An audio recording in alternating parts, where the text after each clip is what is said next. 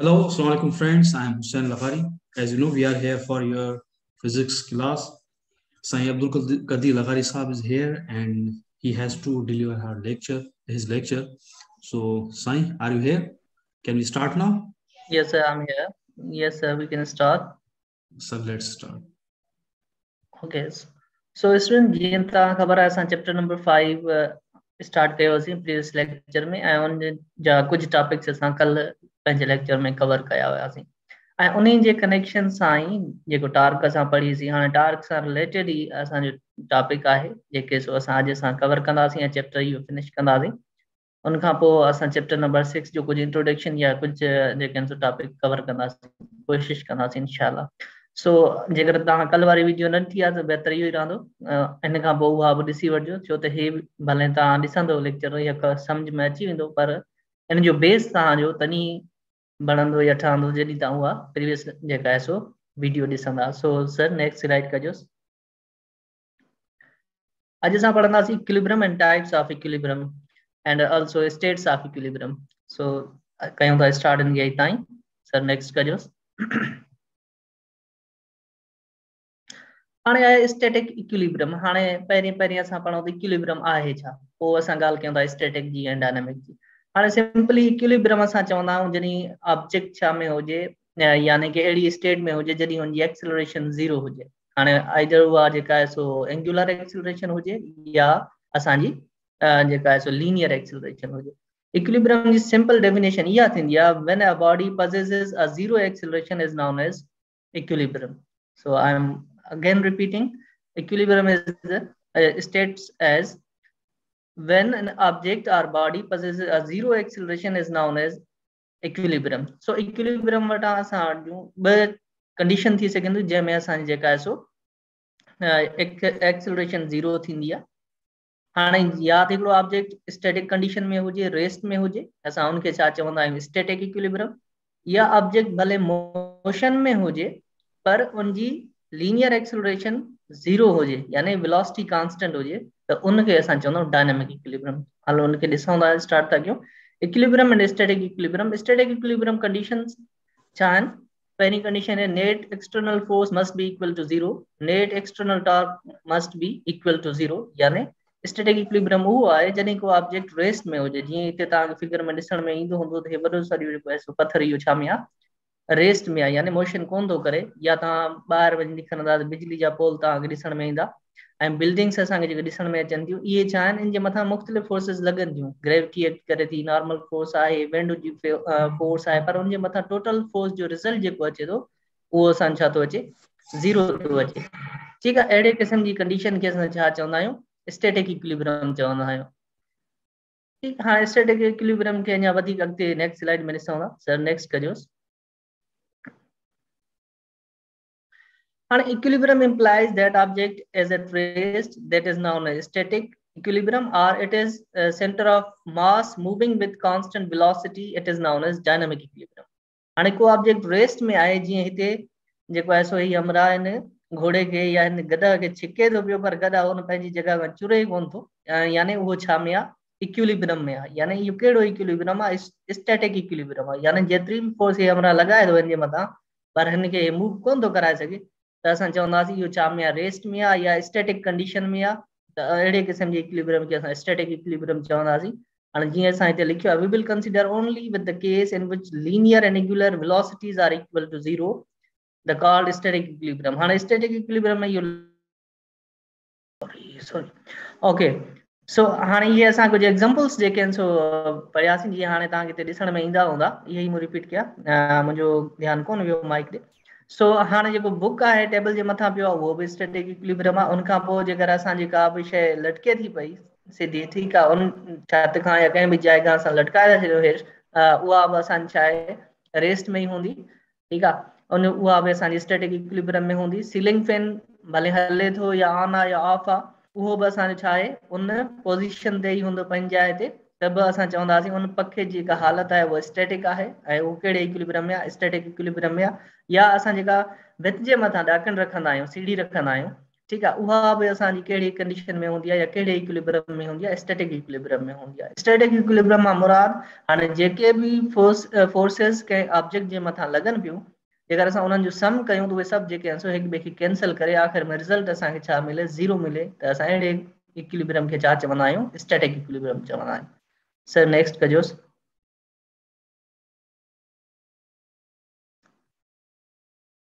हाणे कंडीशंस असां पढ़ूं था। हाणे असां पोइ हिते जेके आहिनि सो ॿ इक्विलिब्रियम जा टाइप्स पढ़ियासीं, हिकिड़ो स्टैटिक ॿियो डायनामिक।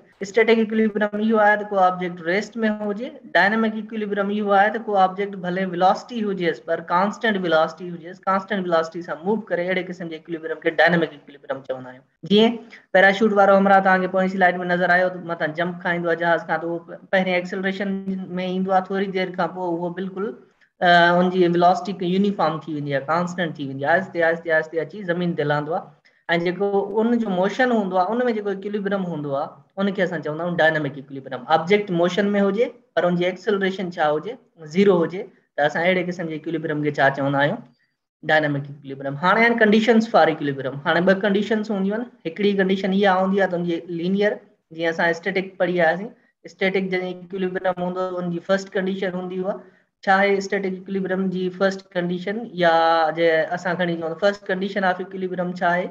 हाणे फर्स्ट कंडीशन इहा आहे त first condition of equilibrium is statement of translational equilibrium. हाणे इहा छा आहे, जेका अगरि पढ़ी आयासीं ट्रांसलेशनल इक्विलिब्रियम, यानी ऑब्जेक्ट छा में हुजे, रेस्ट में हुजे। रेस्ट में तॾहिं थी सघे थो जॾहिं उन जे मथां जेके बि फोर्सिस लॻनि थियूं उहे छा हुजनि, इक्वल टू 0 हुजनि। The net external force on the object must be equal to 0। जीअं हिते तव्हां ॾिसी सघो था फार्मूले में एफ नेट, नेट जो मतिलबु आहे सम, तंहिंजे करे असां हिते सिग्मा या हिनखे असां समेशन चवंदा आहियूं। एफ एक्सटर्नल जेके बि फोर्सिस आहिनि, F1 F2 जी, तीअं तव्हां हिते ॾिसी सघो था, हिन पत्थर जे मथां ॿ फोर्सिस लॻंदियूं, हिकिड़ो हिन पत्थर जो वेट आहे डाउनवर्ड डायरेक्शन में, ॿियो नॉर्मल रिएक्शन आहे जेको ग्रीन लाइन सां ॾेखारियल आहे, ग्रीन एरो सां ॾेखारियल आहे। इन्हनि ॿिन्हिनि जो जेको आहे सो सम कंदासीं त इहे ॿई फोर्सिस इक्वल आहिनि पर अपोजिट आहिनि। पोइ इक्वल ऐं अपोजिट फोर्सिस हिक ॿिए खे छा करे छॾींदियूं आहिनि, कैंसिल, त असांखे रिज़ल्ट छा मिलंदो हिते, 0। यानी हिन में जेका लीनियर एक्सेलरेशन या ट्रांसलेशनल एक्सेलरेशन जेका हुई सो उहा छा आहे, 0 आहे। हाणे इहो छा थो चए, it status that the translational acceleration of the objects of centre of mass must be 0। यानी हाणे जेको हिन जो सेंटर ऑफ मास आहे या हिन ऑब्जेक्ट जी ॻाल्हि कयूं सिंपली, जेकर इहे ऑब्जेक्ट आहे त इहो रेस्ट में हुजणु खपे। यानी हिन जे मथां जेके बि फोर्सिस लॻनि थियूं पियूं उन्हनि जो सम छा जे बराबरि अचणु खपे, 0 जे, ऐं हिन जी एक्सेलरेशन छा हुजणु खपे, 0 हुजणु खपे। सो उन कंडीशन खे असां छा चवंदासीं, that condition is known as first condition of equilibrium. Sir next कजो। हाणे आहे फर्स्ट कंडीशन में फर्दर। हाणे हिन फर्स्ट कंडीशन में बि इहो बि आहे त if the object is modeled as particle, जेकर असां कंहिं ऑब्जेक्ट खे कंहिं पार्टिकल था कंसीडर कयूं, then this is the only condition that must be satisfied। इहा हिकिड़ी कंडीशन हूंदी पोइ जेकर असां ऑब्जेक्ट खे पार्टिकल कंसीडर कयूं था, ठीकु आहे, हिकिड़ो ई कंसीडर कयूं था। उन में छा हूंदो, जेका टोटल फोर्स आहे उहा छा हुजणु खपे, 0 हुजणु खपे। फॉर एक्सटेंड हाणे जेका सेकंड कंडीशन आहे, if the net torque, हाणे जेका टार्क हिन ऑब्जेक्ट जी आहे, यानी क्लॉकवाइज एंटी क्लॉकवाइज टार्क जेके आहिनि हिक ॿिए जे इक्वल हुजणु खपनि। एंटी क्लॉकवाइज मां मुराद जेके टार्क्स आहिनि, हिकिड़ी क्लॉकवाइज टार्क आहे, यानी जेकर रोटेशन हिकिड़ो क्लॉकवाइज घड़ियाल जी सुई जी तरफ़ थिए थी, ॿी एंटी क्लॉकवाइज थिए थी, जेकर उन्हनि जो सम असां वठंदासीं उहो बि असां छा जे बराबरि अचणु खपे, 0 जे बराबरि अचणु खपे। यानी उहो ऑब्जेक्ट रोटेट बि न करे, ठीकु आहे, उनजी एंगुलर एक्सेलरेशन बि छा हुजणु खपे, 0 हुजणु खपे। जीअं हिते असां वटि इक्वेशन में लिखियल आहे त नेट टॉर्क और summation of torque I alpha must be equal to 0।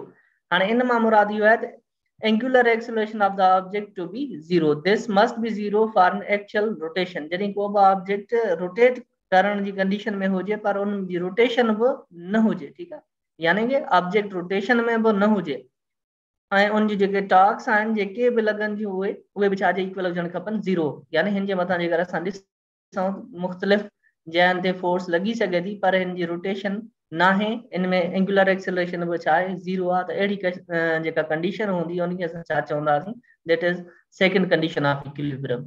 हाणे फर्स्ट कंडीशन में असां छा पढ़ियोसीं, लीनियर एक्सेलरेशन 0 हुजणु खपे। सेकंड कंडीशन में असांजी एंगुलर एक्सेलरेशन 0 हुजणु खपे। सर नेक्स्ट हाणे कंडीशन जेका फर्स्ट पढ़ीसीं असां, नेट फोर्स इक्वल टू 0 हुजणु खपे, इनखे छा चवंदासीं असां, दिस इज द कंडीशन आहे, इन में इहा शइ सेटिस्फाई थियण लाज़मी आहे फर्स्ट कंडीशन में। ऐं जेका सेकंड कंडीशन आहे, हे पहिरीं में असां पढ़ी, if the object is modeled as a particle, then this is the only condition that must be satisfied, जेका असां हे ॾिठी C, sigma f is equal to 0, यानी to summation of forces must be equal to 0, the net torque equal to 0। ये छाजे लाइ हुजनि, this is needed if the object cannot be modeled as particle। हिकिड़ो माना पार्टिकल कोन्हे, उनमें जाम सारा पार्टिकल्स आहिनि, उन्हनि जी जेका टॉर्क आहे उहा छाजे इक्वल हुजणु खपे, 0 जे इक्वल हुजणु खपे। इनखे असां चवंदासीं second condition of equilibrium. These conditions describe the rigid object and the equilibrium analysis model। ये असांजे जेको रिजिड ऑब्जेक्ट आहे, यानी जेको डीफॉर्म न थिए, फोर्सेस लॻनि, पंहिंजी शेप वो बरक़रार रखे, उनखे असां चवंदा आहियूं रिजिड ऑब्जेक्ट। ऐं उन जे लाइ इहे ॿई जेकर असां इक्विलिब्रियम में चऊं था, उहो आहे टोटल इक्विलिब्रियम में, यानी फुली इक्विलिब्रियम आहे, ठीकु आहे। त उन में ये ॿई कंडीशन छा हुजणु खपनि, 0 जे, सिग्मा फोर्सेस ऐं सिग्मा टॉर्क ॿई छाजे इक्वल अचणु खपनि, 0 जे इक्वल ईंदो त असां चवंदासीं इहो जेको आहे सो बिल्कुलु रेस्ट में आहे या बिल्कुलु इक्विलिब्रियम में आहे। हूं न त असां चवंदासीं स्टैटिक इक्विलिब्रियम में आहे, पर डायनामिक में इक्विलिब्रियम में कोन, ठीकु आहे, न आहे। यानी फर्स्ट कंडीशन जेका आहे सो असांजी स्टैटिक इक्विलिब्रियम खे सेटिस्फाई कंदी आहे, ऐं सेकंड जेका आहे सो डायनामिक इक्विलिब्रियम खे सेटिस्फाई कंदी आहे। सर नेक्स्ट कजो। हाणे हे इक्विलिब्रियम जो इक्वेशंस आहिनि, कुझु असां पढ़ियूं आहिनि, ठीकु आहे, या जेके पोइ पढ़ी आहे उन्हनि खे सेटिस्फाई कयो आहे। आख़िर में हे रिज़ल्ट असां वटां जेको आहे असां उनखे डिस्कस कंदासीं। बाक़ी इक्वेशंस जो कोई एॾो वॾो इशू कोन्हे। असां एफ नेट जेका आहे सो एक्स एक्सिस में 0 जे बराबरि, वाई में बि 0 जे बराबरि, ऐं ज़ेड में बि 0 जे बराबरि। ईअं ई टोटल टॉर्क जेका आहे सो एक्स एक्सिस में बि 0, वाई एक्सिस में बि 0, ऐं ज़ेड एक्सिस में बि छा जे बराबरि अचणु खपे, 0 जे बराबरि अचणु खपे। त असां वटां रिज़ल्ट छा निकितो, टोटल जेका भी फोर्स आहे उहा एक्स में हुजे, वाई में हुजे या ज़ेड में हुजे, उहा छा जे बराबरि अचणु खपे, 0 जे इक्वल अचणु खपे। ऐं टॉर्क सिर्फ़ ज़ेड एक्सिस में 0 हूंदी, छो त टॉर्क जी डायरेक्शन हमेशा ज़ेड एक्सिस में, या ज़ेड पॉजिटिव में या ज़ेड नेगेटिव में, यानी टॉर्क जेका आहे टोटल ज़ेड एक्सिस में छा हुजणु खपे, 0 हुजणु खपे। वरी मां रिपीट कयां थो, छो त टॉर्क जी डायरेक्शन अलोंग ज़ेड एक्सिस ई हूंदी आहे। ज़ेड एक्सिस मां मुराद एक्स ऐं वाई में जेकर आर ऐं एफ आहिनि त उनजी डायरेक्शन छा में हूंदी, ज़ेड एक्सिस में। हाणे टॉर्क जी जेको सम आहे clock wise anti clock wise Z axis में, उहो छा हुजणु खपे, 0 हुजणु खपे। त असां चवंदासीं हे ऑब्जेक्ट फुली जेको आहे सो इक्विलिब्रियम में आहे। इहे इक्वेशंस तव्हांखे लाज़मी जेके आहिनि सो माइंड में हुजणु खपनि। यानी समेशन ऑफ फोर्स ऐं समेशन ऑफ टॉर्क 0 हूंदी त उहो ऑब्जेक्ट फुली इक्विलिब्रियम में हूंदो, अदरवाइज उहो फुली इक्विलिब्रियम में न हूंदो, ठीकु आहे। कंप्लीट इक्विलिब्रियम में हुजण जे लाइ ये ॿई कंडीशंस, यानी फोर्स जो समेशन ऐं टॉर्क जो समेशन 0 जे बराबरि हुजणु लाज़मी आहे, ठीकु। सर नेक्स्ट कजोसि। हाणे वरी असां अचूं था, अञा प्रीवियस स्लाइड कोन्हे सर, हिन खां हुजणु खपे। ओके, हाणे आहे असां पढ़ंदासीं स्टेट्स ऑफ इक्विलिब्रियम। हाणे स्टेट्स में असां वटां जेके आहिनि सो टे जेके आहिनि सो स्टेट्स हूंदियूं आहिनि, स्टेबल, अनस्टेबल ऐं न्यूट्रल इक्विलिब्रियम। हाणे पहिरियों आहे असां वटां stable equilibrium. A body is said to be in stable equilibrium if after a slight tilt or slight disturbance it returns to its previous position। हाणे तव्हां ॾिठो हूंदो जीअं बुक असांजो सिधो पियल आहे, जेकर हीअं तरी जे मथां मां हिते बुक रखी छॾां या का शइ रखी छॾां, उनखे मथे खणी वरी छॾियां त उहो पंहिंजी ओरिजिनल पोज़ीशन में मोटी अचे, या असां कंहिं ऑब्जेक्ट खे स्लाइटली डिस्टर्ब कयूं, ठीकु आहे, त उहो पंहिंजी साॻी पोज़ीशन में मोटी अचे त असां चवंदासीं इहो छा आहे, स्टेबल इक्विलिब्रियम में आहे। जीअं असांजो बुक टेबल जे मथां पियो हूंदो आहे, उनखे थोरो मथे खणी छॾींदासीं त उहो छा थींदो, जेको आहे सो वरी साॻी पोज़ीशन में, साॻी हालत में मोटी ईंदो। त असां अहिड़ी कंडीशन, अहिड़ी स्टेट खे असां छा चवंदासीं, that state is known as stable equilibrium. हाणे हिकिड़ो हिते ॾाढो इंट्रेस्टिंग क्वेश्चन आहे जेको तव्हां नोट बि कयो हूंदो, या नोट न कयो आहे त हाणे अॼु खां पोइ तव्हां ॾिसंदा, इहो तव्हांजे लाइ ॾाढो काराइतो बि थींदो ऐं इहो MCQs बि थी सघे थो, ठीकु आहे। हाणे चए थो why the base of vehicle is kept low, wide and heavy। छाजे करे असां चवंदा आहियूं त गाॾी जेका आहे सो उनजो जेको तरो आहे उहो जेको हुजे ऐं उनजे टायर जेके आहिनि हिक ॿिए खां थोरो परे हुजनि, जेका एक्सेल आहे उहा गाॾी वॾी हुजनि ऐं उहा गाॾी छा हुजे, वज़नी हुजे। छाजे करे, हाणे चए थो a vehicle is made heavy at its bottom to keep center of gravity as low as possible। हाणे सेंटर ऑफ ग्रेविटी खे जेतिरो असां घटि कंदासीं, हेठि कंदासीं, ओतिरो ऑब्जेक्ट जेको आहे सो या ओतरी बॉडी या ओतरो कार या ओतरी गाड़ी जेका आहे सो स्टेबल होंदी, यानी टर्न करण में उहा जेका आहे सो कल्टी न थींदी, ठीक आहे, या उहा रोड खां तिरकी न वेंदी, या उहा जेका आहे सो उनजो पासो मथे कोन खजंदो। A lower center of gravity keeps it stable. Moreover, the base of vehicle is made wide so that the vertical line passing through the center of gravity should not get out of its base during a turn. हाणे in next slide तव्हां ॾेखारियूं था त उहो इहो लाज़मी हूंदो आहे त गाॾी जेका आहे सो हेठि हुजे, ठीकु आहे। हाणे ॾिसो इन्हनि मां जेका आहे सो हे ॿ कारूं ॾेखारियल आहिनि, ठीकु आहे। हाणे हीअ नेरो आहे, हीअ कोच आहे हिकिड़ी जेका आहे सो डबल स्टोरी आहे। हाणे इहा स्टेबल हूंदी, इहा जेका हे अॼुकल्ह जेके नयूं डाइवो आहे योंगटोंग, ठीकु आहे। हाणे पहिरीं असां वटि डाइवो हुयूं, उन्हनि जी जेका बेस हुयो उहो मथे हुयो, ठीकु आहे, ऐं उन्हनि जी जेके टायरनि जे विच में गैप हुयो उहो बि छा हुयो, घटि हुयो। हाणे इन्हनि जो टायरनि जो गैप थोरो वधीक आहे ऐं उनजो जेको बेस आहे या तरो आहे उहो बि घटि आहे। हाणे छो घटि आहे, हाणे ॾिसो हिन जी सेंटर ऑफ ग्रेविटी है येलो पॉइंट आहे, रेड कार जेका आहे न उहा किथे आहे, हिन पॉइंट ते आहे, केतिरो मथे आहे, ऐं हिननि जे विच में जेको टायरनि जे विच में गैप आहे उहो बि नेरो आहे। हाणे इन्हनि जे टायरनि जे विच में जेको गैप आहे, जेका हे डाइवो ॾेखारियल आहे, इहो वधीक आहे, ऐं हिन जी centre of gravity blue point आहे जिते रेडिएटर वारो इहो या ब्लैक स्पॉट आहे, हिन जाइ ते ॾिसो केतिरो हेठि आहे। जेतिरो हेठि हूंदी ओतिरो हे जेकर हे बि गाॾी उहो साॻियो टर्न करे ऐं हे डाइवो बि साॻियो टर्न करे त कहिड़ी किरी पवंदी, ज़ाहिर आहे हे वारी कार या हे वारी जेका बस आहे या हे वारी जेका गाॾी आहे डबल स्टोरी, इहा किरी पवंदी। छो किरंदी, उनजो रीज़न इहो आहे छो त हिन जी सेंटर ऑफ ग्रेविटी ॾाढो मथे आहे ऐं हिन जी सेंटर ऑफ ग्रेविटी हेठि आहे। ऐं ईअं ई हिते जेका आहे सो ॿ कारूं ॾेखारियल आहिनि, हिकिड़ी जेका आहे सो RES12 आहे, ॿी RES जेको आहे सो 10 आहे। हाणे इन्हनि मां जेका हे कार आहे ग्रीन वारी, इहा थोरी मथे आहे, हिन जेका आहे सो हाइट जेका आहे सो थोरो मथे आहे, ऐं हिन जा टायर जिन जे विच में जेको गैप आहे उहो घटि आहे। ऐं हिन ॾिसो हे कार जेका आहे सो हिन जो गैप टायरनि जे विच में बि वधीक आहे ऐं हेठि बि आहे। हाणे सेंटर ऑफ ग्रेविटी हाणे हिन जी जेका हूंदी, जेको सेंटर ऑफ ग्रेविटी असां पोइ हिते पढ़ी आयासीं, उहो पॉइंट जिते उन ऑब्जेक्ट जो मास लाहे करे उहो उन पॉइंट खे असां छा चवंदा आहियूं, सेंटर ऑफ ग्रेविटी चवंदा आहियूं। हाणे उहो पॉइंट या सेंटर ऑफ ग्रेविटी उहा हिन जी लो हूंदी, जेतिरो गाड़ी झिकी हूंदी ओतिरी स्टेबल हूंदी, ठीकु आहे, या जेतिरो झिकी वज़नी ऐं उन्हनि जे टायरनि जे विच में गैप वधीक हूंदो उहा ओतिरी वधीक स्टेबल हूंदी। अॼुकल्ह जीअं असां वटां कारूं आहिनि, जीप आहे हिकिड़ी, ठीकु आहे, पोटोहार जीप आहे, ऐं असां वटि नयूं जेके हाणे सिविक कारूं आहिनि, हाणे इन्हनि में स्टेबिलिटी कंहिंजी वधीक हूंदी, ज़ाहिर डेफिनेटली सिविक कार जी जेका आहे सो स्टेबिलिटी वधीक हूंदी, यानी उहा उन साॻी टर्न ते जेकर असां पोटोहार जीप खे टर्न करायूं ऐं सिविक खे टर्न करायूं त जीप में बि जेको आहे सो टर्न कंदे किरी पए ऐं उहा सिविक कार आसानी सां उतां टर्न करे सघे थी ऐं टर्न करे बि वेंदी। हिन जे करे त उनजी सेंटर ऑफ ग्रेविटी जेका आहे सो लो आहे ऐं उहा स्टेबल जेका आहे सो कंडीशन स्टेट में आहे। सर नेक्स्ट कजोसि।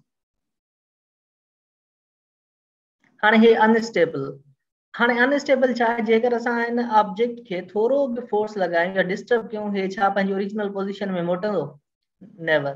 छो त हे पंहिंजे ओरिजिनल पोज़ीशन ते अची कोन थो सघे, ठीकु आहे। अहिड़ी कंडीशन, अहिड़ी स्टेट या अहिड़ो जेको आहे सो जेका जीअं फिगर में ॾेखारियल आहे तव्हांखे, जेकर हिन खे थोरो असां डिस्टर्ब कयूं, ठीकु आहे, ऐं इहो छा पंहिंजी ओरिजिनल पोज़ीशन में मोटंदो, कोन मोटी सघंदो। त असां हे चवंदासीं इहो कहिड़ी स्टेट में आहे, इहो जेको आहे सो अनस्टेबल स्टेट में आहे। If a body does not return to its previous position when sets free after the slightest tilt is said to be an unstable equilibrium state. हाणे इहा छा आहे, असांजी अनस्टेबल इक्विलिब्रियम स्टेट आहे। जेकर असां वटि अहिड़ी स्टेट हुजे कंहिं बि ऑब्जेक्ट जी, हुनखे थोरो डिस्टर्ब कयूं ऐं उहो पंहिंजी ओरिजिनल पोज़ीशन ते न मोटी सघे, वापसि पंहिंजो ओरिजिनल स्टेट न गेन करे सघे, उनखे असां छा चवंदासीं, अनस्टेबल इक्विलिब्रियम स्टेट चवंदासीं। ये है कौन तव्हांखे ॾेखारियल आहे। सर नेक्स्ट कजोसि। हाणे आहे बि न्यूट्रल इक्विलिब्रियम स्टेट। हाणे न्यूट्रल इक्विलिब्रियम स्टेट मां मुराद जेका है सेंटर ऑफ ग्रेविटी आहे, भले ऑब्जेक्ट हेॾे मूव थिए या हेॾे मूव थिए, पंहिंजी साॻी पोज़ीशन ते न हुजे, उहो किथे बि हुजे, पर उनजी सेंटर ऑफ ग्रेविटी चेंज न थिए, उहा साॻी हिन पॉइंट ते आहे। हुननि जी सेंटर ऑफ ग्रेविटी चेंज थिए पई, जीअं हिकिड़े अनस्टेबल हुयो त उनजी पहिरें सेंटर ऑफ ग्रेविटी मथे हुई, जीअं उहो किरी पई पए त उनजी सेंटर ऑफ ग्रेविटी डाउन पई थी वञे।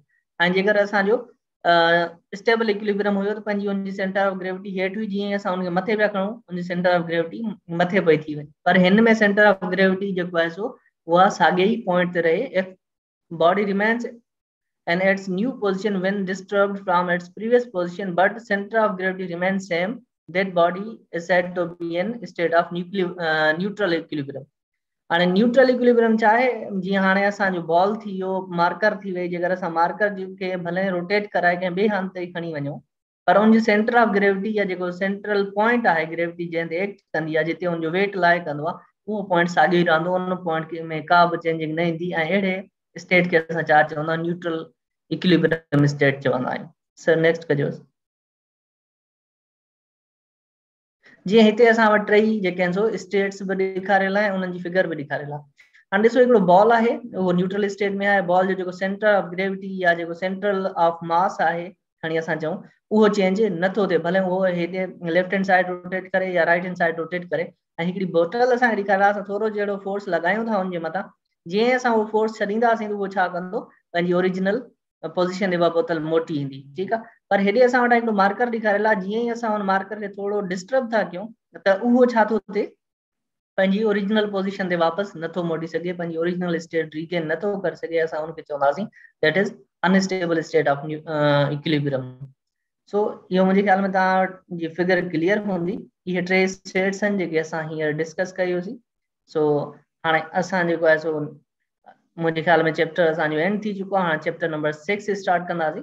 हाणे असां पढ़ीसीं इक्विलिब्रियम जा जेके आहिनि सो टाइप पढ़ियासीं। हिकिड़ो स्टैटिक इक्विलिब्रियम हुयो, ॿियो असांजो डायनामिक इक्विलिब्रियम हुयो। स्टैटिक इक्विलिब्रियम में इहो लाज़मी हो त ऑब्जेक्ट रेस्ट में हुजे ऐं उनजे मथां जेके बि फोर्सिस लॻनि पियूं उहे ज़ीरो हुजनि।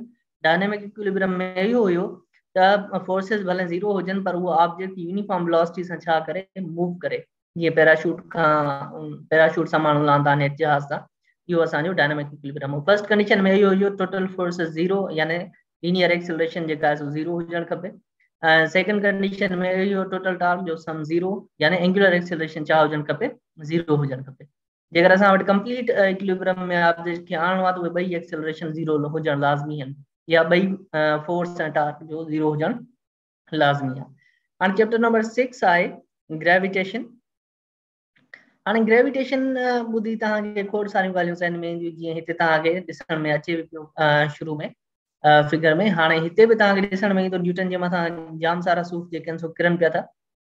ठीकु, इहे छो था किरन, छाजे करे था किरन, इहो जेको आहे सो हिकिड़ी वॾी कहाणी आहे। This is the story of a boy named Isaac who discovered gravitation in his own words. On his way, he even talk about the things that happen him in his discovery.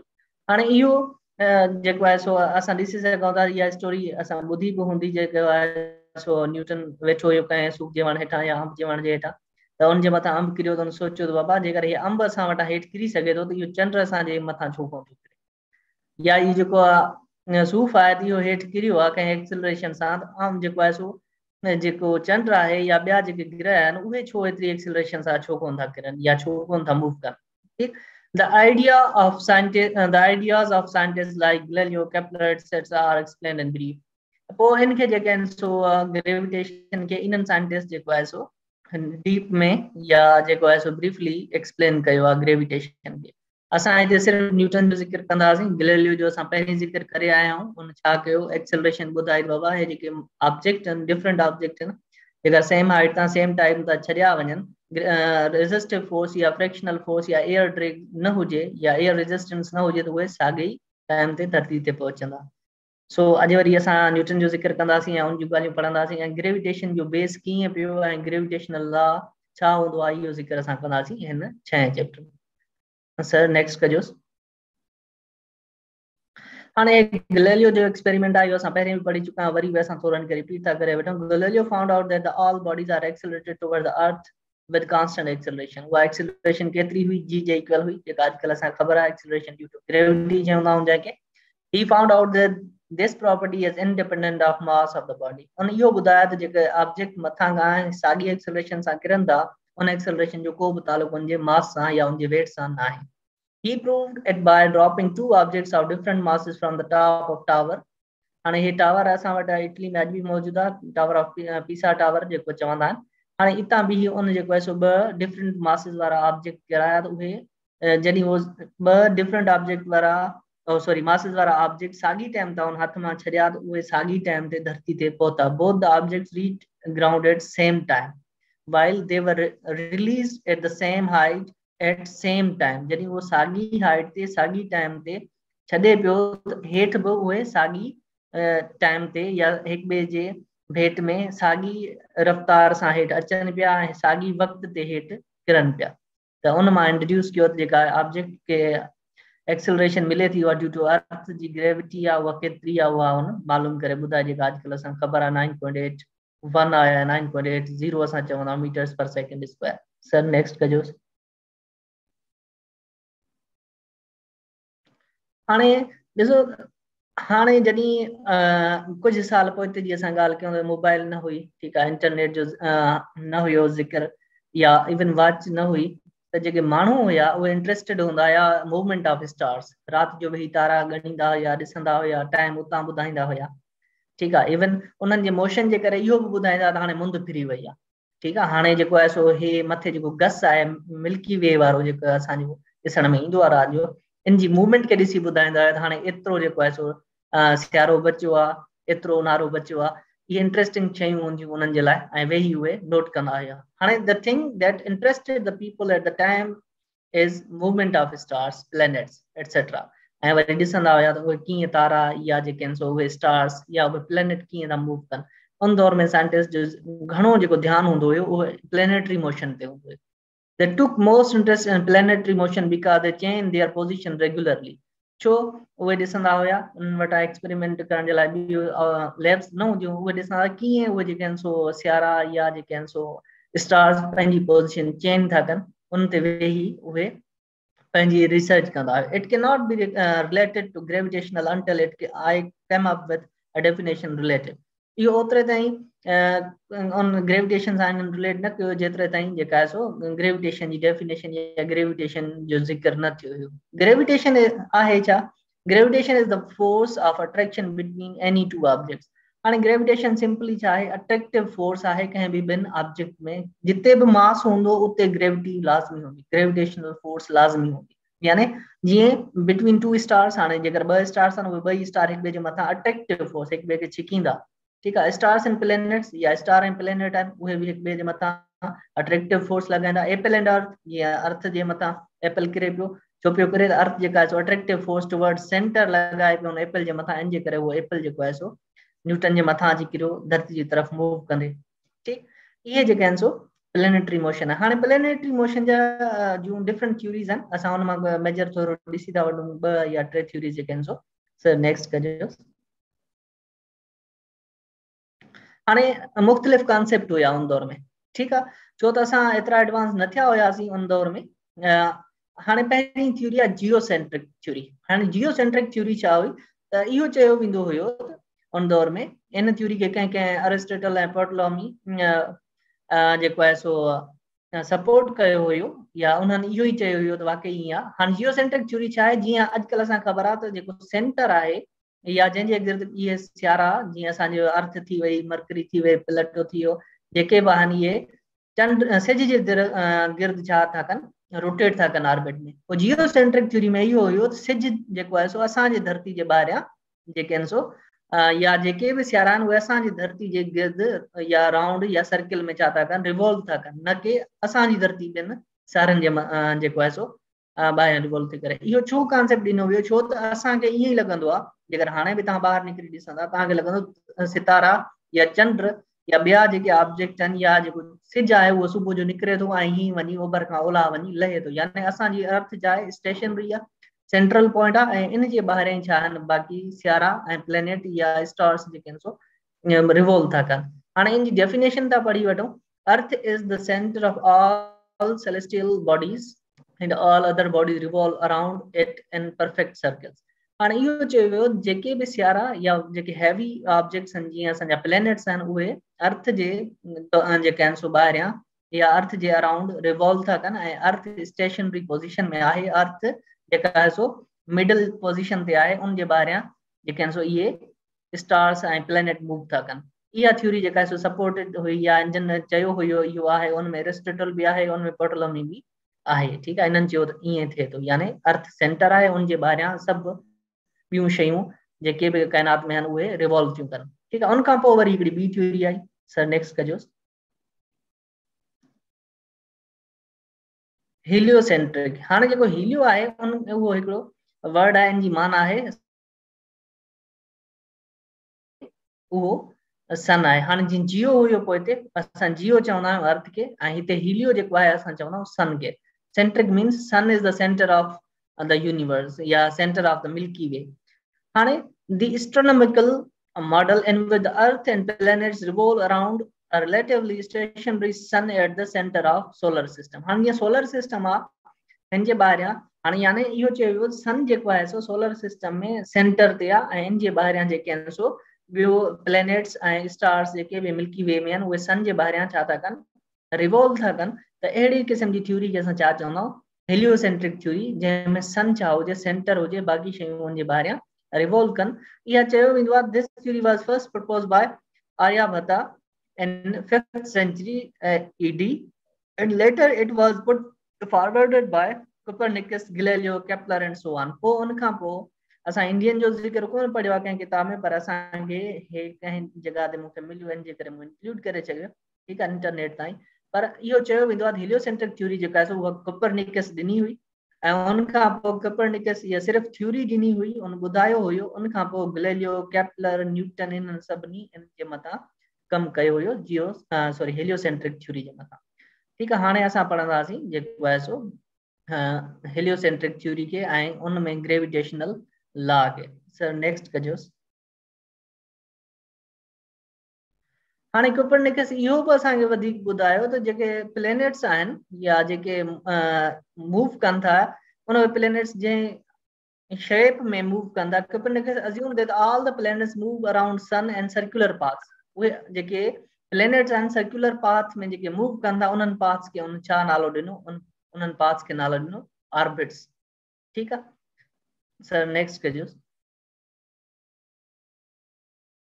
हाणे centripetal acceleration of the moon. हाणे Newton छा कयो, पहिरें by using equation, ठीकु आहे। हाणे in equation खे use कंदे जेको आहे सो सेंट्रीपिटल एक्सेलरेशन ऑफ मून जेको आहे सो कैलकुलेट कई। Newton also calculated centripetal acceleration of moon from the knowledge of its mean distance from the earth and its orbital period या टाइम पीरियड। जेको time period आहे जेको चंड खे लॻे थो, जेको असांजी धरती जे ॿाहिरियां एवरेज उहो घणो थो लॻे, 27.32 डेज लॻे थो, या उनखे सेकंड में कन्वर्ट कंदासीं 2.36 into 10 to the power 6 second.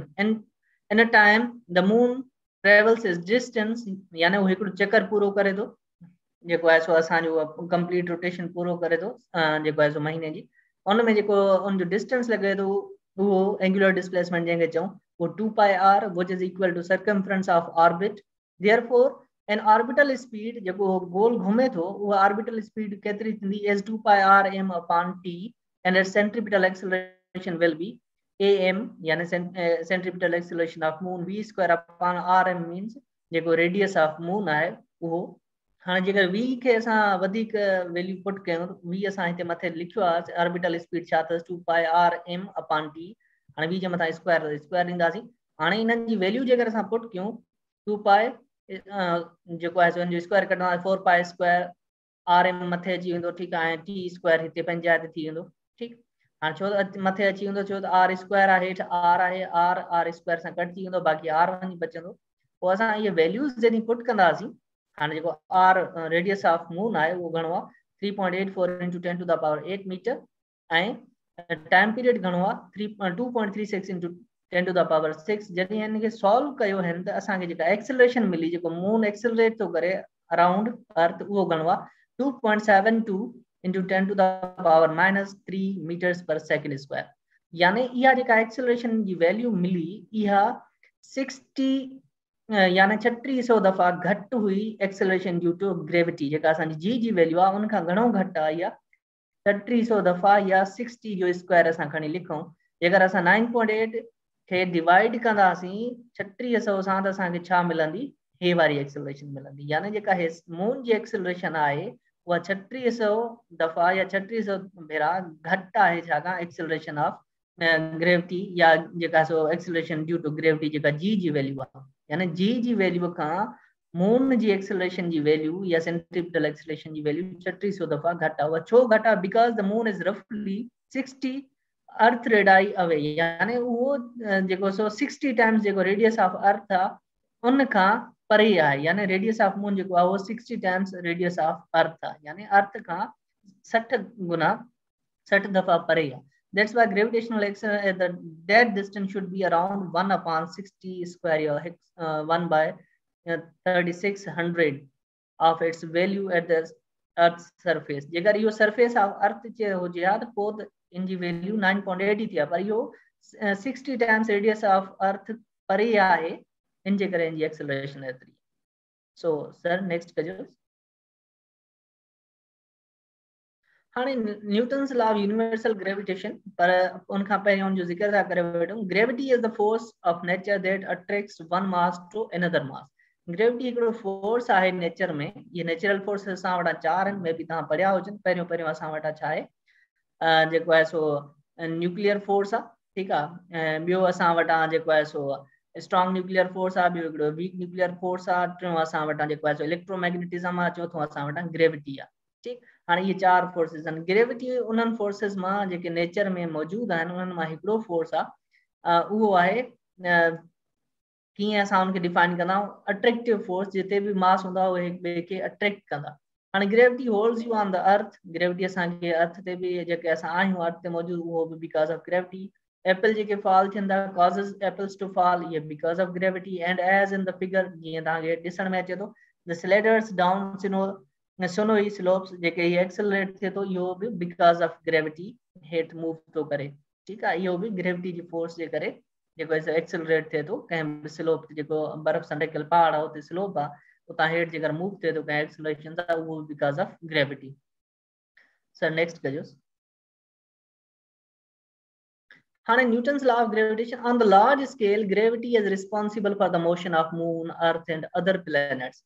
हाँ जेकर असां लार्ज स्केल ते ॾिसूं स्मॉल स्केल ते असांखे ग्रेविटी महसूस न थींदी आहे. लार्ज स्केल ते हाँ से सपोज तव्हांजी भर में पैर जेका डाइस आहे या भर में वेठल हमरा आहे उहो जेको तव्हांजे मथां फोर्स लॻाए रहियो हूंदो छो तव्हां बि मासिस आहियो न ऐं असां बि मासिस आहियूं त उहा फोर्स असांखे महसूस न थींदी आहे ऑन द ऑर्डिनरी स्केल. जेके असांजा ऑर्डिनरी शेप आहे हाणे हिकु कार ॿी कार जी भर में बीठी आहे उहा हिकु ॿिए खे अट्रैक्ट करे चिंबड़ी कोन वेंदियूं. छो कोन चिंबड़ंदियूं उनजो रीज़न आहे. उहो रीज़न तव्हांखे मां पोइ थो ॿुधायां. जेका आहे जी वैल्यू आहे उनजी वैल्यू बिल्कुलु घटि आहे ऐं इन जे करे असांखे ऑर्डिनरी लेवल ते जेको आहे सो उहा फोर्स महसूस न थींदी आहे. पर जेकर असां लार्ज स्केल ते ॾिसूं जीअं प्लैनेट्स आहिनि उनजी वैल्यू जेको आहे सो ग्रेविटेशनल फोर्स जी वैल्यू वधी वेंदी आहे ऐं उते इहा जेको आहे सो पंहिंजो रोल प्ले कंदी आहे.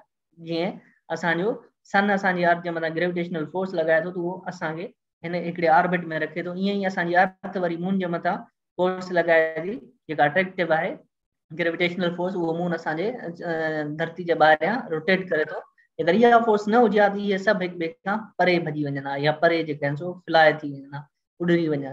हाणे न्यूटन छा कयो to describe the force of gravity. Newton propose the following law that is called Newton's law of universal gravitation. हे लॉ छा हुयो the force of gravity or gravitational force between any two objects with masses m1 and m2 separated by distance r is attractive and has magnitude f given by and magnitude of force is directly proportional to the product of masses and inversely proportional to the square of distance between them. हाँ जेकर इन sign of proportionality के असां हटाए हिते direct जी लिखे छॾियो आहे जेको फार्मूलो ठहंदो f is equal to g m1 m2 upon r square. This is the formula for law of universal gravitation या Newton's law of universal gravitation. F is equal to g m1 m2 upon r square. What is g? Sir next slide कजो.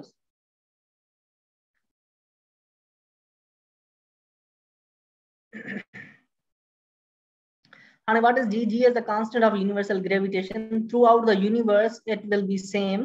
It doesn't depend upon medium. Its value is 6.673 into 10 to the power minus 11 Newton meter square upon kg square. जेका g जी value आहे तव्हां ॾिसी सघो था त असांजी g जी value केतिरी आहे -11. -11 मीन्स 6 पॉइंट खां या 6 खां पोइ ते 11 ॿुड़ियूं यानी 0.0000673 यानी हिन 6 खां पोइ ते असां वटा घणियूं ॿुड़ियूं हुजण खपनि 11. यानी जेकर असां हिन खां अॻियां 11 ॿुड़ियूं जो अचे थो त बिल्कुलु स्मॉल वैल्यू आहे. हिन जे करे असांखे इहा फोर्स ग्रेविटेशनल फोर्स महसूस न थींदी आहे. हाणे जेका जी आहे दिस इज जेको लॉ आहे हिते असां ॾिसण में अचे this is an example of inverse square law. This law is inverse square law because force is decreasing inversely to the square of distance. That's why it is now inverse square law. The value of G was experimentally determined by Cavendish or Henry Cavendish in 1798. The experimental setup is shown here.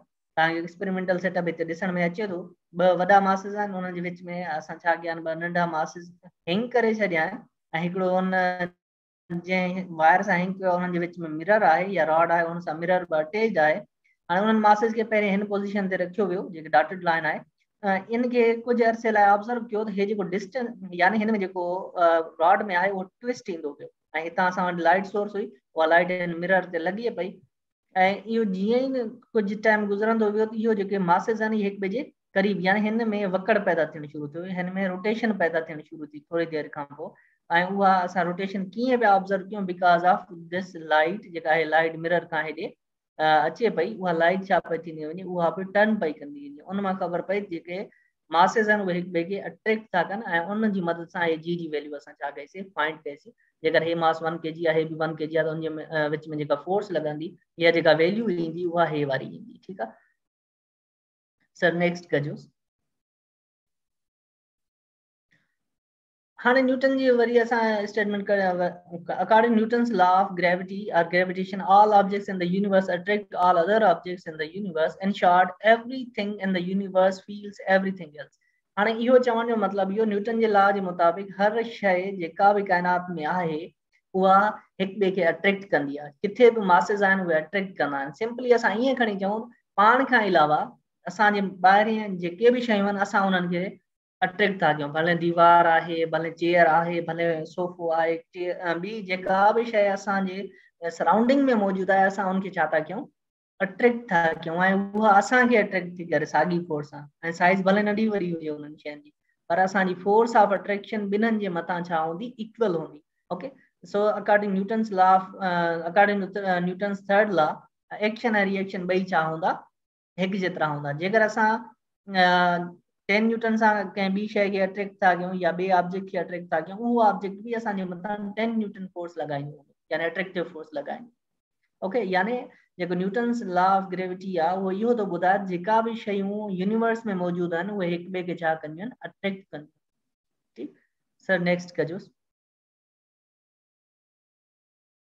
हाणे हिते जीअं ॾेखारियल आहे हे masses आहिनि जीअं मूं तव्हां सां ॻाल्हि कई Newton's third law of motion जे ज़िक्र कयोसीं as shown in the figure Newton's law of gravity states that force between two masses is directly along the line connecting the masses हाणे ये फोर्स जेको आहे सो F2 या M2 जेको लॻाए थो हिन जे मथां फोर्स लॻाईंदो हिन डायरेक्शन में ऐं जेको M1 आहे उहो फोर्स लॻाईंदो हिन डायरेक्शन में ॿिन्हिनि जो फोर्स इक्वल हूंदो पर डायरेक्शन ॿिन्हिनि जी छा हूंदी अपोजिट हूंदी both masses in the figure experiences an attractive force of the same magnitude जेका उहा फोर्स केतिरी हूंदी F is equal to G M1 M2 upon R square the force of gravity between two objects two object form an action and reaction pair which are ठाहियूं action and reaction pair ठाहियूं यानी हिकिड़ो action कंदो ॿियो reaction कंदो जेकर M1 action थो करे त M2 रिएक्शन कंदो जेकर M2 एक्शन थो करे त M1 वरी छा कंदो रिएक्शन कंदो यानी इहे जेके फोर्सेस आहिनि ॿई इक्वल आहिनि पर अपोजिट डायरेक्शन में आहिनि इहे ठीकु आहे ऐं जेको बि हिकिड़े मास खे वधाइण घटाइण सां फ़र्क़ु कोन पवंदो जेकर प्रोडक्ट वधे घटे थी पोइ असां चवंदासीं फोर्स घटि वधि थिए थी ओके सर नेक्स्ट कजोसि हाणे जीअं अगरि मूं तव्हां सां ॻाल्हि कई जी असांखे जेका ग्रेविटी आहे या अट्रैक्टिव फोर्स आहे जेका असां हिक ॿिए खे ठिकाण वारी महसूसु न कंदा आहियूं या अट्रैक्टिव फोर्स महसूसु न कंदा आहियूं हिक ॿिए जे मथां छो ड्यू टू टिनी न्यूमेरिकल वैल्यू ऑफ जी असांजी जेका जी वैल्यू आहे उहा बिल्कुलु नंढड़ी आहे जीअं तव्हांखे मूं ॻाल्हि कई 0.00067 newton meter square upon kg square इन जे करे इहा जेका आहे सो उन्हनि चइनि फोर्सिस मां जेके बि 4 फोर्सिस सां ॻाल्हि कईसीं strong nuclear force weak nuclear force electromagnetic force ऐं ग्रेविटी इन्हनि चइनि मां जेका आहे स्ट्रॉन्गेस्ट फोर्स जेका आहे सो न्यूक्लियर फोर्स आहे स्ट्रॉन्ग न्यूक्लियर फोर्स आहे उन खां पोइ ग्रेविटी जेका आहे सो उनजो जेका आहे सो फोर्स जी जेका स्ट्रेंथ आहे उहा बिल्कुलु वीक आहे उहा वीक छो आहे छो त उनजो जेको कॉन्स्टेंट आहे हर फोर्स में हिकिड़ो को न को कॉन्स्टेंट आहे जीअं हिते जी आहे त ॿिए उन्हनि फोर्सिस में बि को न को कॉन्स्टेंट आहे उन्हनि जी जेका वैल्यू आहे उहा तमामु वधीक आहे। इन फोर्स जो जेको आहे सो वैल्यू तमामु नंढड़ो आहे, मैन्यूट वैल्यू आहे, टिनी वैल्यू आहे। इन जे करे इहा फोर्स आहे weakest force of the nature आहे। जेका नेचर में ॿियूं फोर्सिस टे मौजूदु आहिनि उन्हनि खां बिल्कुलु वीकेस्ट फोर्स कहिड़ी आहे, इहा ग्रेविटी आहे। ठीकु आहे। ऐं ग्रेविटेशनल फोर्स जी जेका रेंज आहे उहा रेंज इन्फिनिटी आहे। Range of gravitational force is infinity. तव्हां किथे बि मासिस रखो, कहिड़ी बि दुनिया जी कुंड में रखो, हाणे से सपोज मां हिते वेठो आहियां, मां सन खे अट्रैक्ट कयां थो, यानी मुंहिंजे मास जी जेका अट्रैक्टिव फोर्स आहे उहा सन जे मथां बि आहे, उहा अट्रैक्टिव फोर्स मुंहिंजी जेका मून जे मथां बि आहे, उहा अट्रैक्टिव फोर्स साॻी मां ॿिए प्लेनेट ते बि लॻायां थो। यानी जेका अट्रैक्टिव फोर्स आहे उहा उनजी रेंज इन्फिनिटी आहे। उहा तव्हांजो मास किथे बि पियो हुजे उहा अट्रैक्टिव फोर्स उन्हनि में हूंदी। ठीकु आहे। The force of gravity between two objects everyday size is imperceptible. यानी असां जेका एवरीडे साइज मां मुराद जेके असां ऑर्डिनरी ऑब्जेक्ट्स आहिनि, जीअं तव्हां माण्हू ॾिसो था, बिल्डिंग ॾिसो था, या जेके असां जेका दुनिया में कहिड़ियूं बि शयूं आहिनि उहे असां हिक ॿिए जे मथां जेके फोर्स लॻायूं था उहा महसूसु न कंदा आहियूं, छो त उनजी साइज़ तमामु नंढी आहे। जेकर उन्हनि जो तव्हां वैल्यू बि कढी रखंदव न, से सपोज मुंहिंजो ऐं साईं हुसैन जो मासिस जो वैल्यू रखूं, मे बी मुंहिंजो वैल्यू 64 kg आहे, 68 kg आहे, साईं हुसैन जो बि अराउंड 70 या 68 kg हूंदो। जेकर असां इन्हनि ॿिन्हिनि वैल्यूज़ खे या असां ॿई हिक ॿिए खां जेको आहे हिकु मीटर जे डिस्टेंस ते बीहूं, जेका फोर्स मिलंदी उहा असांखे उनजे प्रोडक्ट जे इक्वल मिलंदी। ठीकु आहे। जेका बि प्रोडक्ट मिलंदी 68 × 68 तव्हां प्रोडक्ट कढो ऐं जी वैल्यू उन सां मल्टीप्लाई करे छॾियो, असांजी फोर्स जी वैल्यू तव्हांखे माइनस में मिलंदो, 10 to the power -3, 10 to the power -4, यानी असांजी फोर्स जेका हूंदी उहा बिल्कुलु माइन्यूट हूंदी। It only becomes important for large objects such as planet and stars. इहा फोर्स ग्रेविटेशनल फोर्स उते असांखे महसूस थींदी जॾहिं असां ॻाल्हि कंदासीं स्टार ऐं प्लैनेट्स। ओके सर, नेक्स्ट कजोसि। हाणे हिते हाणे ॾिसो, हाणे एग्जांपल आहे असांजो ऐं जो practical example. The example below illustrate how Newton's law of gravity may be applied. Note gravity's minuscule effects on ordinary object. हाणे असां छा था ॾिसणु चाहियूं, ऑर्डिनरी ऑब्जेक्ट्स ॾिसणु चाहियूं था। हिकिड़ो हमरा आहे या हिकिड़ी गर्ल आहे, पंहिंजो जेको आहे सो डॉग या पोतो उहो वॉक ते वठी वई आहे। हाणे इहो ॾिसणु चाहियूं था त हिननि जे विच में डिस्टेंस 1 मीटर जो आहे। हाणे जेका छोकिरी आहे उनजो जेको वज़न आहे सॉरी मास आहे उहो 45 kg आहे। जेको कुते जो मास आहे उहो घणो आहे, या डॉग जो मास असां खणी अचूं, कुतो थोरो ऑकवर्ड वर्ड थो लॻे। ठीकु आहे। उहो 11 kg आहे। हाणे जेकर असां हिननि जी फोर्स ॾिसंदासीं, हिक ॿिए जे मथां केतिरो फोर्स लॻाइनि था, उहो तव्हां ॾिसो उहो फोर्स घणो आहे, 3.3 × 10 to the power -8 न्यूटन। हिते माइनस आहे, ओके, प्लस कोन्हे, प्लस सां थी कोन सघे, -8 Newton. and this is roughly 10 millions of Newton. यानी इहो जेको न्यूटन जो 310 मिलियन एतिरो घटि आहे। Much too small to be notice. इहो असांखे महसूस ई कोन थींदो। हाणे तव्हां ॾिसो न, कंहिं शइ खे वठी वेंदा या असां दोस्त ॿ जेके आहिनि सो हिक ॿिए जे भर में हलंदा आहियूं, असांखे महसूस थींदो आहे यार हे मूं वारो दोस्त मूंखे जेको आहे अट्रैक्टिव फोर्स थो लॻाए। नेवर। छो? because the value or the magnitude of that force is very small, very minute. That's why we do not feel force. हाणे असां हिक ॿिए जे मथां फोर्स महसूस छो कोन कंदा आहियूं, छो त जेका जी वैल्यू आहे तमामु स्मॉल आहे। ऐं जेकर इहा स्मॉल न हुजे त असां हिक ॿिए सां कॾो को चिपकिया पिया हुजूं, ठीकु आहे, माना हली कोन सघूं। इहा बि हिकिड़ी नेमत आहे। ठीकु, ओके। भले तव्हां हाणे 45 जी जाइ जेको आहे डॉग आहे उनखे 45 करे छॾियो, माई खे जेको आहे सो तव्हां या छोकिरी खे 11 kg करे छॾियो, आंसर ते को बि फ़र्क़ु न ईंदो, छो त मल्टीप्लिकेशन में ऑर्डर को बि फ़र्क़ु न ईंदो आहे। यानी कम्यूटेटिव प्रॉपर्टी में असां ऑर्डर चेंज करण सां असांजी वैल्यू साॻी रहंदी। ठीकु। हाणे तव्हां इहो एग्जांपल ॾिसो ऐं हाणे तव्हां कंहिं बि ॿ दोस्त वठिजो ऐं उन्हनि खे हिकिड़े मीटर ते बीहारिजो ऐं फोर्स तव्हां कैलकुलेट करे ॾिसजो तव्हां केतिरो जेको आहे सो तव्हां हिक ॿिए जे मथां फोर्स था लॻायो। इहा बि तव्हांखे ख़बर पइजी वेंदी। ओके सो सर नेक्स्ट कजोसि। हाणे असां जी अगरि ॻाल्हि करे आयासीं न्यूटन्स ग्रेविटेशनल जेका ग्रेविटी आहे उहा डिक्रीज़ थींदी आहे उनजी वैल्यू, या उन ग्रेविटेशनल फोर्स जो वैल्यू डिक्रीज़ जेको थींदो आहे उहो इनवर्स स्क्वायर ऑफ डिस्टेंस थींदो आहे, 1/r time square, r square time decrease because this we say that gravity obeys an inverse square force law।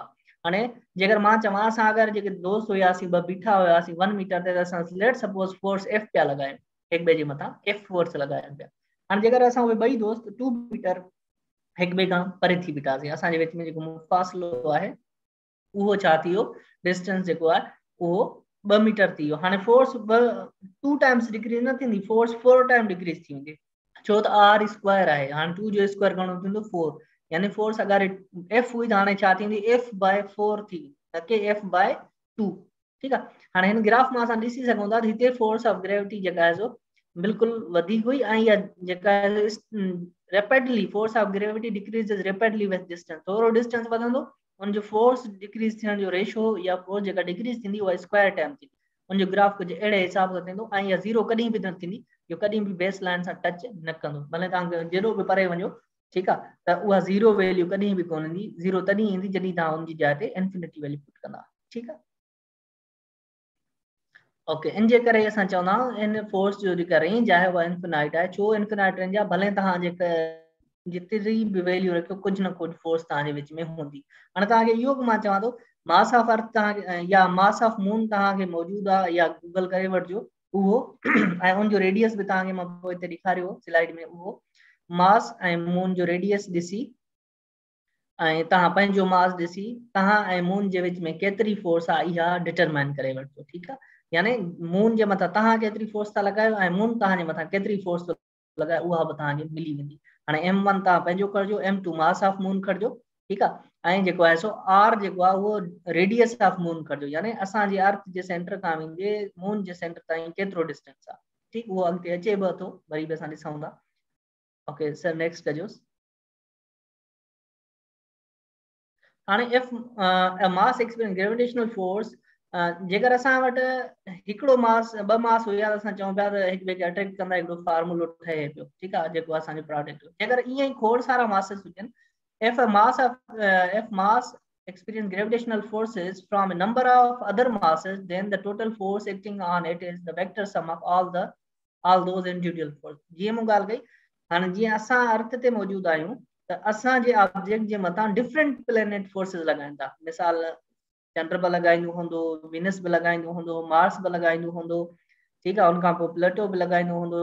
इहे सभु प्लेनेट असांजे मथां फोर्सिस लॻाईंदा। हाणे जेकर असांखे टोटल फोर्स ॾिसणी आहे इन 8 प्लेनेट्स जे करे या 7 प्लेनेट्स जे करे, त उहा कीअं असां मालूम कंदासीं? पहिरीं मां फोर्स मालूम कंदुसि मुंहिंजे ऐं मून जे विच में, पोइ मां फोर्स मालूम कंदुसि पंहिंजे ऐं जेको आहे सो मरकरी जे विच में, पोइ मां फोर्स मालूम कंदुसि पंहिंजे ऐं वीनस जे विच में। ऐं इन्हनि फोर्सिस खे असां सम करे जेका आहे सो असांखे फोर्स मिलंदी, उहा जेका आहे सो टोटल फोर्स मिलंदी। जेकर मूंखे टोटल फोर्स मालूम करणी आहे त पहिरीं मां ऐं पंहिंजे मून जे विच में फोर्स मालूम कंदुसि, पोइ मां ऐं जेका आहे सो जेका मुंहिंजे ऐं वीनस जे विच में फोर्स लॻे थी उहा मालूम कंदुसि। इन्हनि जो सम कंदुसि, मूंखे हिकिड़ी फोर्स मिलंदी जंहिंखे असां सम या नेट फोर्स चवंदासीं। That fact that the forces of gravity added together like vectors, इहो ई रीज़न आहे त इहे जेके फोर्सिस आहिनि ग्रेविटी जो इहे वेक्टर वांगुरु एड थींदियूं आहिनि। ऐं जेके शयूं ईअं वेक्टर वांगुरु एड थियनि, अहिड़े क़िस्म जे प्रिंसिपल खे असां छा चवंदा आहियूं? Principle of superposition. Superposition principle छा आहे? जेके वेक्टर लाइ जीअं कंहिं शइ खे असां एड कयूं, वेक्टर लाइक एडिशन थिए। ठीक आहे, यानी पहिरीं असां हिक ॿिए जे विच में फोर्स, असां ॿिए हुन जे विच में फोर्स, वेक्टर्स एडिशन जेका थिए। ठीक आहे, जीअं असां मथे ॻाल्हि कईसीं त उन क़िस्म जी एडिशन खे असां छा चवंदा? सुपरपोज़िशन चवंदा। ओके सर, नेक्स्ट कजोसि। हाणे आहे एप्लीकेशन ऑफ ग्रेविटी या law of universal gravitation. The following example shows how knowledge of G or gravitational constant. हाणे इहो जी छा आहे? दैट इज ग्रेविटेशनल कांस्टेंट, इहा यादि रखी छॾिजो। ठीक आहे, ऐं इहो हर हंधि हिकु जेतिरो ई हूंदो आहे, मीडियम इफेक्ट न कंदो आहे। यूनिवर्स में किथे बि हलिया वञो इनजी वैल्यू साॻी रहंदी। द नॉन क्वांटिटीज जी जी वैल्यू तव्हां ख़बर आहे, रेडियस ऑफ अर्थ ख़बर आहे, इनखे यूज़ करे तव्हां मास ऑफ अर्थ मालूम करे सघो था। Now we are determining mass of earth. What is mass of earth? हाणे यूज़ me, हाणे इहा किथां मालूम थी? f छा जे बराबर असां पोइ हिते पढ़ियासीं, f is equal to g m1 m2 upon r square. हाणे असां f खे यूज़ कंदासीं, f जी जाइ ते असां छा लिखंदासीं? वेट। हाणे वेट छा जे बराबर थी वेंदो? mg जे बराबर। w या f जेको आहे सो उहो mg जे बराबर थी वेंदो। ऐं हिकिड़ो मास तव्हां पंहिंजो खणंदो या कंहिं बि ऑब्जेक्ट जो खणंदो जेको सरफेस ऑफ अर्थ ते आहे, ऐं ॿियो मास तव्हां अर्थ जो खणंदो, m ऐं me divided by re square. उन मां तव्हांजो m जेको हूंदो उहो m सां गॾिजी वेंदो, बाक़ी वञी बचंदो g is equal two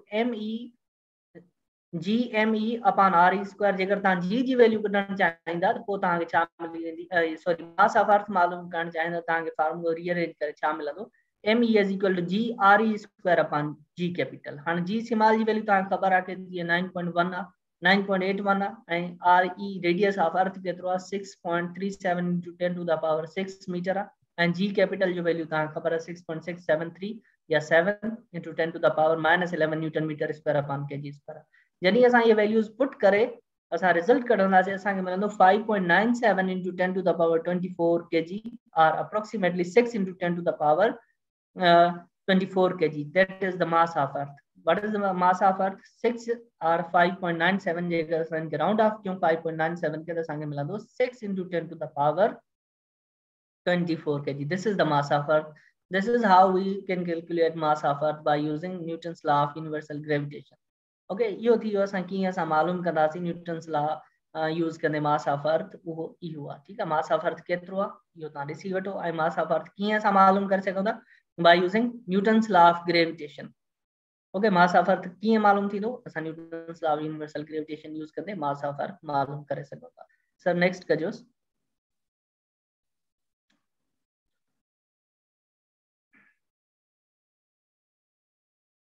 So this is the last topic of today's lecture. So determination of the Earth's density. हाँ ऐसा density की मालूम क्यों Earth की density समझो था ना केतिरो जेको आहे सो मास concentrated mass आहे इन जो या ना आहे। हाणे अगर जेका मां ॻाल्हि पियो कयां हे हुई ठीक आहे m सां गॾु ईंदो m कैपिटल बची वेंदो r e square right hand side ते फिगर में तव्हां ॾिसी सघो था उतां असां g जी वैल्यू ऐं m कैपिटल जी वैल्यू असां रीअरेंज करे कढी हुईसीं। हाणे हिते वरी असां छा कंदासीं मास ऑफ अर्थ वारो फार्मूलो रीअरेंज करे असां छा मालूम कंदासीं डेंसिटी ऑफ अर्थ। ठीक है, हाणे डेंसिटी असां छा जे बराबर हूंदी आहे हाणे मास ऑफ अर्थ जो फार्मूलो असां वटि आहे m e is equal to g r e square upon g capital. हाणे असां ख़बर डेंसिटी छा जे बराबर हूंदी आहे मास पर यूनिट वॉल्यूम। ठीक है, मास पर यूनिट वॉल्यूम। हाणे वॉल्यूम असां अर्थ के कंसीडर था कयूं त स्फीयर आहे पर असां ख़बर अर्थ जेको आहे सो ये ना है एग टाइप आहे यानी ये एग आहे पर असां हिते कंसीडर छा था कयूं for the calculation as a sphere ऐं volume of sphere is equal to 4 pi upon 3 into r cube. हाणे r जेको क्यूब आहे इहो रेडियस ऑफ अर्थ थी वेंदो। हाणे हिते मास रो लिखूं था ऐं मास ऑफ अर्थ जी जाइ ते हिन जी वैल्यू लिखंदासीं। ठीक आहे, जी आर ई स्क्वायर अपॉन जी। हाणे हिते मास ऑफ अर्थ जी वैल्यू लिखंदासीं ऐं हिन खां पोइ जेको आहे असां वॉल्यूम जी वैल्यू हे कैलकुलेट कईसीं जेका असांखे स्फीयर जो वॉल्यूम छा जे बराबर हूंदो आहे 4 pi upon 3 into r e cube उहो रखियोसीं। मास ऑफ अर्थ असांखे ख़बर आहे 6 into 10 to the power 24 kg ऐं वॉल्यूम तव्हांखे हितां मिली वेंदो 4 ऐं पाई जी वैल्यू कांस्टेंट आहे ऐं आर ई जी वैल्यू तव्हांखे या रेडियस ऑफ अर्थ जी वैल्यू तव्हांखे 6.37 into 10 to the power 8 जेको आहे सो 10 to the power 6 मीटर मिली वेंदी। उहा जॾहिं तव्हां पुट कंदा U will get a value that will be 5.51 into 10 to the power 3 kg per cubic meter। जेका डेंसिटी हूंदी उहा घणी हूंदी 5.51 into 10 to the power 3 kg per cubic meter। This will be the density of earth. So अॼु जे लाइ एतिरो असां कवर कंदासीं। इन खां पोइ सुभाणे असां हितां ई स्टार्ट कंदासीं इंशाल्लाह। पोइ असां variation of G with respect to altitude and depth उन खां पोइ वेटलेसनेस पढ़ंदासीं ऐं आर्टिफिशियल ग्रेविटी पढ़ंदासीं। इहे टे टॉपिक असांजा पोइ हिते बचंदा इहे सुभाणे पढ़ंदासीं इंशाल्लाह। सुभाणे असां कवर कंदासीं ऐं तव्हांजे लाइ हिकिड़ी असाइनमेंट जेका आहे या होमवर्क या खणी चओ टास्क उहो इहो आहे तव्हां ऐं मून हिक ॿिए जे मथां केतिरी फोर्स लॻायो था उहो कैलकुलेट करणी आहे तव्हांखे। मास ऑफ जेको आहे सो मून तव्हांखे मिली वेंदो। ठीक आहे, या अञा बि सवलो करे था ॾियूं तव्हांखे त पहिरीं तव्हां ऐं अर्थ केतिरो हिक ॿिए जे मथां फोर्स लॻायो थी यानी अट्रैक्टिव फोर्स तव्हां ऐं अर्थ जे विच में केतिरो आहे तव्हांखे। हाणे मास ऑफ अर्थ ख़बर आहे रेडियस ऑफ अर्थ बि हे आहे। ठीक आहे, तव्हांखे मिलियल आहे। हाणे इहे वैल्यूज़ पुट करे तव्हांजी वैल्यू रखी तव्हां इहो मालूम कजो तव्हां ऐं अर्थ हिक ॿिए जे मथां केतिरो फोर्स अट्रैक्टिव फोर्स लॻायो था। ठीक आहे, उहा तव्हांखे ख़बर पइजी वेंदी त केतिरो वधीक आहे या केतिरो घटि फोर्स आहे। ठीक, अॼु जे लाइ काफ़ी आहे। इंशाल्लाह सुभाणे वरी हितां ई स्टार्ट कंदासीं। सर